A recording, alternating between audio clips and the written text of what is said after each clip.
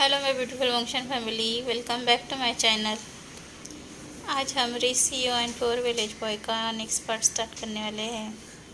पिछले पार्ट में हम लोगों ने देखा था कि ईवो ने अपने पिछले पहले शादी के बारे में बताया था और अपनी गलतियों के बारे में भी। अब आगे इसे कहकर मैंने सारे डॉक्यूमेंट्स क्लियर कर लिए हैं, सो कोई दिक्कत नहीं होगी। जान कहता है ठीक है, कोई बात नहीं, तो क्या हम कल कॉन्फ्रेंस में अनाउंस कर दें कि हम जाओ की कंपनी ख़रीदने वाले हैं। ईवो कहता है अभी नहीं जान, 2 दिन बाद हम इसे अनाउंस करेंगे। जान कहता है तो ठीक है, जब तुम सब रेडी हो जाओ तब मुझे बता देना। ईवो नोट करता है। जान जाने ही वाला था तो ईवो कहता है जान, मेरा आज का सब काम हो चुका है, क्या तुम फ्री हो? ईवो की ओर देखते हुए जान कहता है हाँ मैं आज फ्री हूँ। जान को देखते हुए ईवो कहता है तो क्यों ना हम पार्क चलें। जान ईवो की ओर देखने लगता है। ईवो कहता है क्या हुआ, क्या तुम्हें नहीं जाना?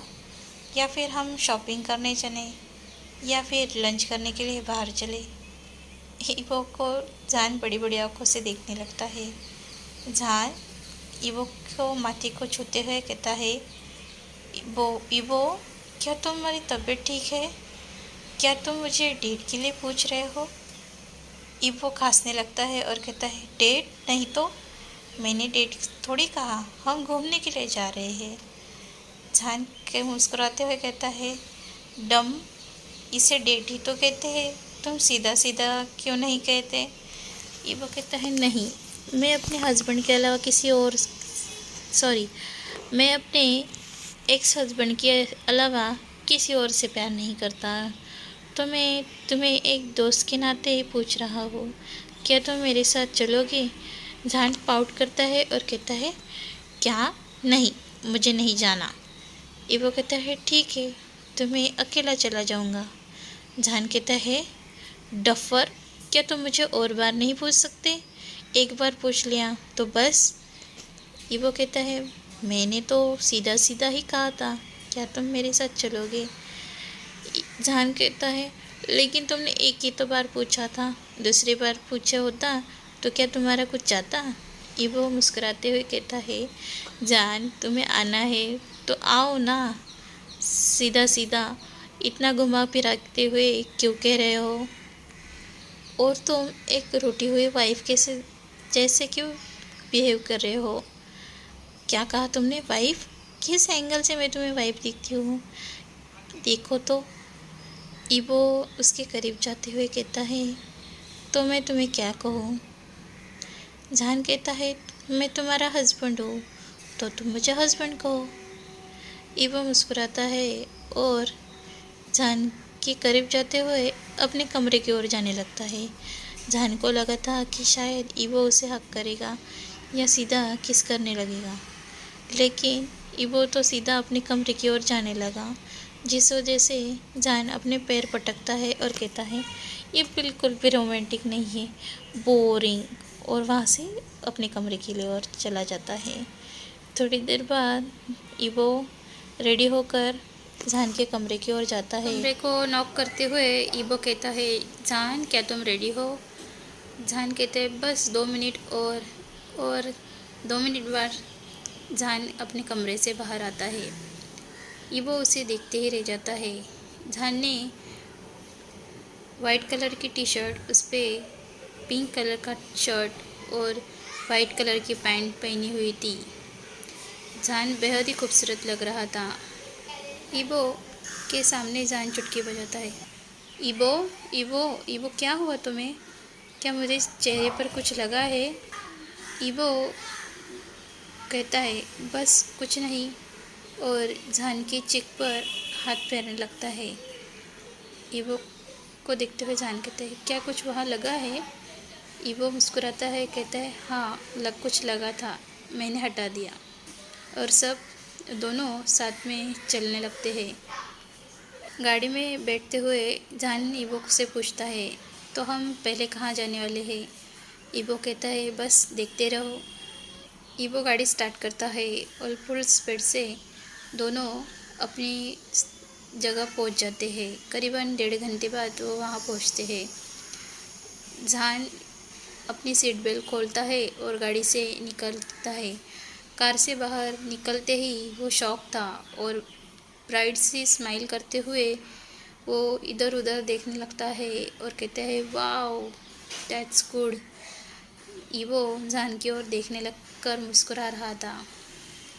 वहाँ के गार्ड को ईवो चाबी थमा देता है। गार्ड वहाँ कार को ले जाता है और पार्क कर देता है।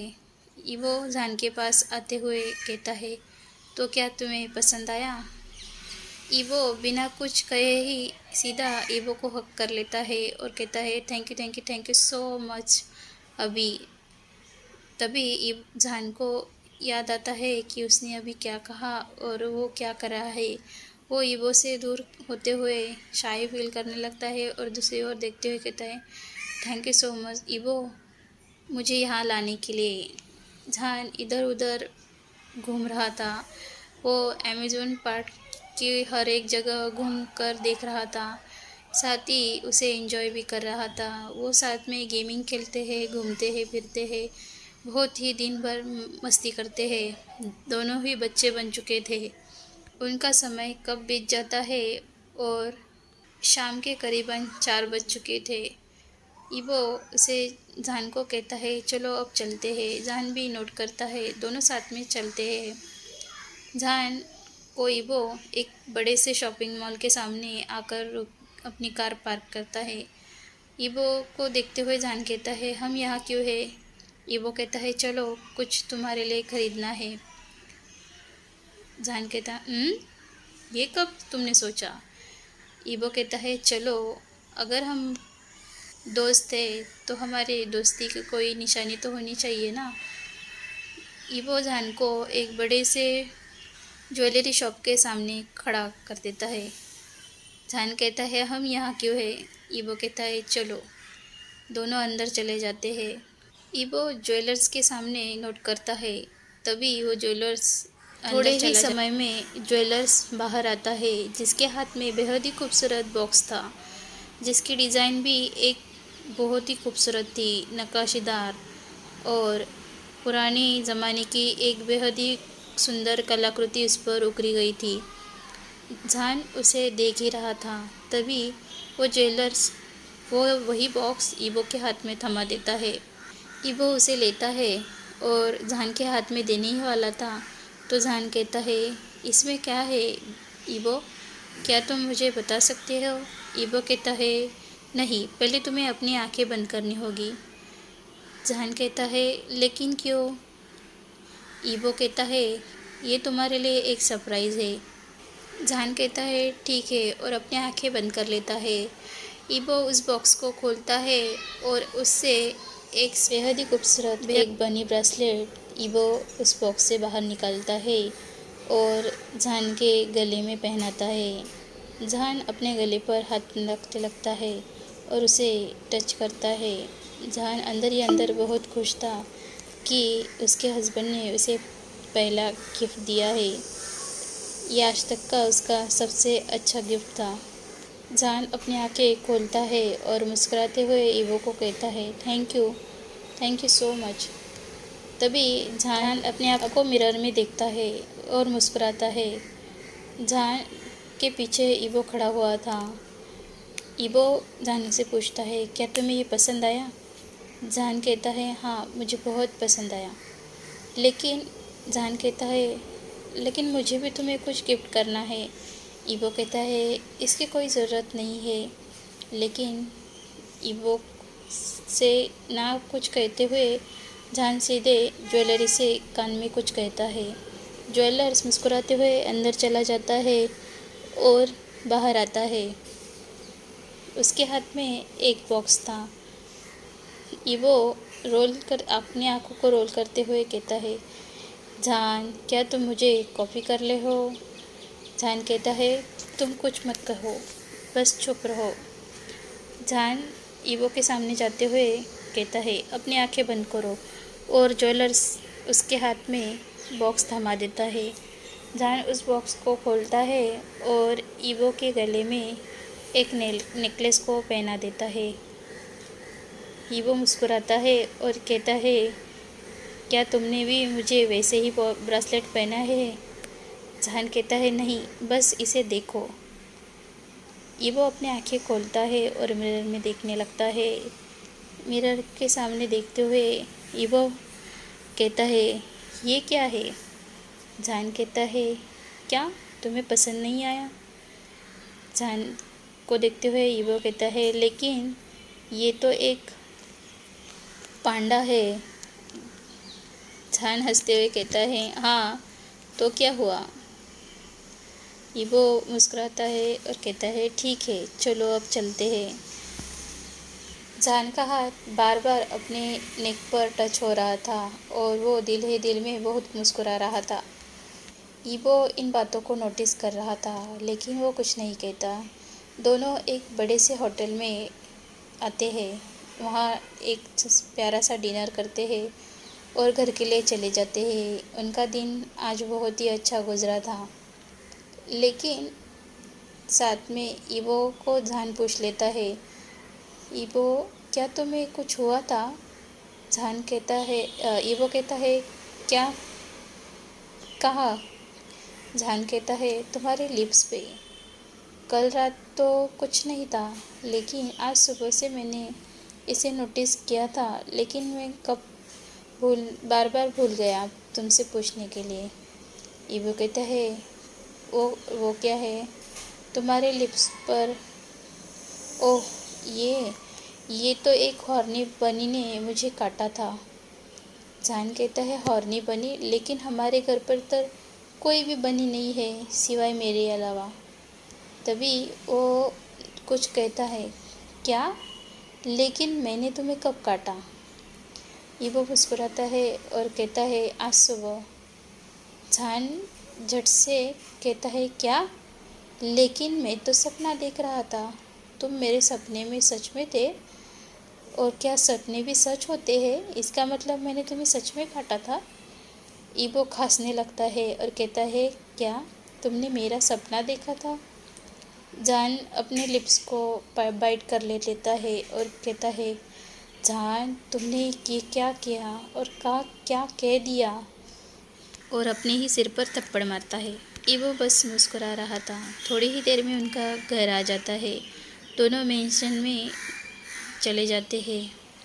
जहान इतनी जल्दी में था कि वो पीछे मुड़कर भी नहीं देखता और अब सीधा अपने कमरे में चला जाता है। ईवो सब सामान लेकर अंदर आता है, क्योंकि जहान ने लगभग बहुत शॉपिंग कर ली थी। सारे शॉपिंग वर्क अब ईवो को ही उठाने थे। ईवो बस कोसते हुए उन्हें उठाता है और अंदर चला जाता है। अगला दिन दोनों के लिए काफ़ी बिजी था। दोनों थक हार कर घर पे आते हैं, अपना अपना खाना खाते हैं और सो जाते हैं। लेकिन दूसरे दिन जब जहान नीचे आता है तो ईवो उसे कहता है कि आज हमें कॉन्फ्रेंस करनी है। जहान नोट करता है और कहता है, ठीक है, तो हम आज दोपहर के लिए रेडी होते हैं। दोनों नोट करते हुए अपने अपने रास्ते चले जाते हैं। दोपहर में 3 बजे करीबन कॉन्फ्रेंस में सब इकट्ठा हो चुके थे। वहाँ पर मीडिया भी आई हुई थी, जहाँ पर सारे लोग उनकी बातों को सुनने के लिए बेताब थे कि आखिर वो लोग क्या अनाउंस करने वाले हैं। तभी जहान कहता है कि गुड इवनिंग एवरीवन, क्या आप सब रेडी है? हम बहुत ही ज़रूरी बात आपसे कहने वाले हैं कि हम एक नई कंपनी अपने अंडर लेने वाले हैं। तभी ईवो खड़ा होता है और मुस्कुराते हुए जहान से कहता है, हाँ ज़रूर। दोनों एक दूसरे को देखते हुए मुस्कुराते हैं और अपना हाथ एक दूसरे के हाथों में देते हुए कहते हैं कि एवरीवन, सो हम जाओ कंपनी अपने अंडर में आज से ले रहे हैं और मिस्टर जाओ के सारे शेयर्स हमारे पास है। सो कंपनी आज से हमारे तरीके से चलेगी। झाओ कंपनी का नाम वहाँ से हटाकर शाओ कंपनी में शामिल हो चुका था। सारी मीडिया हड़बड़ कर रही थी कि आखिर 2 दिन के अंदर ऐसा क्या हुआ कि सारी कंपनी बंद करप्ट हो चुकी थी। साथ ही जाओ कंपनी का पूरा नामो निशान मिट चुका था। सारे गपशप कर रहे थे, सारे हॉल में हड़बड़ी मची हुई थी। तभी एक रिपोर्टर खड़ी होकर जान से पूछती है, तो मिस्टर जान, क्या आपने अपने वेडिंग के बारे में कुछ सोचा है? आपने पिछले मीडिया में कहा था कि आप जल्द से जल्द शादी करने वाले हैं। साथ ही आपने 6 महीने का टाइम भी बताया था। जान अब आगे क्या कहे उसे समझ में नहीं आ रहा था। तब ईबो जान के कमर पर हाथ रखते हुए अपने करीब खींचते हुए कहता है कि आप लोगों की एडवाइस के लिए थैंक यू, लेकिन हम लोगों को अपने आप में ही इतना वक्त नहीं मिलता। लेकिन हम जल्द से जल्द अपनी शादी के बारे में अनाउंस करेंगे, है ना माय डियर बनी। सब लोग जान की ओर देखने लगते हैं। बनी सब देखने लगते हैं कि आखिर ईबो ने जान से क्या कहा। सब हंसने लगते हैं। जान ईबो को चिकोटी काटते हुए कहता है, तुमने सबके सामने मुझे बनी क्यों कहा? ईबो मुस्कुराता है और कहता है, हबी हस्बैंड, क्या तुम मुझसे नाराज़ हो गए हो? एक ड्रामा करते हुए ईबो जान से कहने लगता है, अच्छा तो ठीक है, हम कैसा रहेगा अगर हम अगले महीने ही सबके सामने शादी करें तो?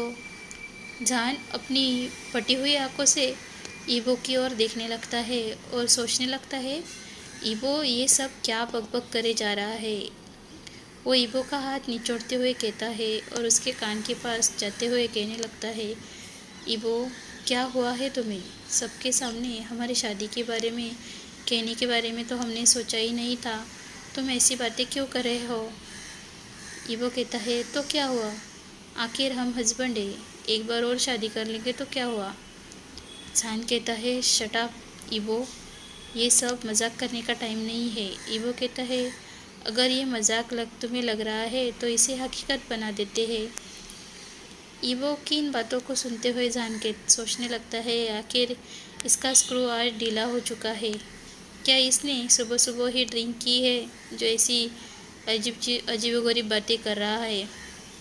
तभी जान कहता है, इसे मेरे हस्बैंड को मजाक करने की आदत है। इट्स अ जोक नॉट स रियली। तो इसे ज़्यादा दिल पर ना ले, हम बाद में इस बारे में बात करेंगे। सो कॉन्फ्रेंस ख़त्म होती है। थोड़ी देर में कॉन्फ्रेंस ख़त्म हो जाती है। सारे लोग इधर उधर जा चुके थे। तब ईबो को हाथ पकड़ते हुए जान अपने कमरे में ले आता है और उसे दीवार पर पिन करते हुए उसके सामने आते हुए कहता है, तुमने अभी अभी क्या कहा था? अगर मैंने उस बातों को कवर नहीं किया होता तो सारी मीडिया में और अफरा तफरी मच चुकी होती। साथ में मेरी माँ जो एक ड्रैगन से कम नहीं है, जिसकी आँख के सामने मैं तो भस्म ही हो जाता। ईबो मुस्कुराता है और अपना पेट पकड़ते हुए ज़ोर ज़ोर से हंसने लगता है, क्योंकि जान की हालत पूरी हो चुकी थी। उसके माथे पर पसीना था। उसकी माँ की बातों को बोलते हुए उसे पसीना आ रहा था और वो घबरा रहा था। ईबो की इन हरकतों को देखते हुए जान भी हंसने लगता है और कहता है, तुम्हें नहीं पता कि मेरी माँ कितनी डेंजर है। क्या तुम्हें तुम्हारे माँ? ईबो, तुम ऐसे मुस्कुरा रहे हो, इतना ज़ोर से हंस रहे हो, क्या तुमने अपने माँ से डर नहीं लगता? मुझे तो बहुत डर लगता है। बचपन में जब भी मैं कुछ मस्ती करता था या कुछ गड़बड़ी करता था तो माँ हमेशा मुझे डांटती थी। यहाँ तक कि मैं बड़ा होने पर भी मैं छोटे बच्चों के साथ ही खेलता था। ईबो जान की ओर देखते हुए कहता है, सच में? लेकिन मेरा बचपन भी बस पढ़ाई में गुजरा और मैं बड़ा हुआ तो कंपनी संभालने में लग चुका था, जिस वजह से मुझे कब बचपन का कुछ भी मज़ा मैंने सब मिस कर दिया। दादाजी ही थे जो मेरे साथ थोड़ा बहुत खेलते थे। माँ और पिताजी तो हरदम मुझे सब पढ़ाई और बिजनेस के बारे में ही सिखाते थे। कभी उन्होंने मुझे ये नहीं कहा कि ईबो क्या तुम इससे परेशान हो चुके हो या तुम कुछ खेलना चाहते हो अपनी उम्र के बारे लोग के साथ। मेरी उम्र के बच्चे हमेशा खेलते कूदते थे लेकिन मैं कभी नहीं खेला। जहान इन बातों को सुनते हुए उदास हो जाता है और सोचने लगता है कि क्या उसने ईबो को स्टार्टिंग से ही गलत सोचा था। ईबो की इन बातों को सुनते हुए जहान को बहुत ही गिल्टी महसूस हो रहा था। आखिर इसी वजह से शायद दादाजी ने उनका जोड़ा फिक्स किया हो कि वो ईबो का ख्याल रखे और ईबो को ज़िंदगी जीना सिखाए। क्या इन दोनों की लाइफ में अब सब कुछ ठीक हो जाएगा या कोई और है जो इनके लिए नई साजिशें रच रहा है। मिलते हैं नेक्स्ट पार्ट में। Thank you, bye.